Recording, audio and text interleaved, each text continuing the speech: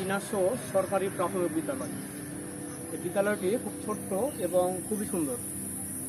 চারদিকে কিন্তু মোটামুটি জঙ্গল বললে চলে, জঙ্গল এলাকা। এদিক দিয়ে মেন রোড, আর মেন রোডের পাশেই এই যে বিদ্যালয়টি। প্রিয় দর্শক, বলতে হবে এই চীনাশো সরকারি প্রাথমিক বিদ্যালয়টি কোথায় অবস্থিত।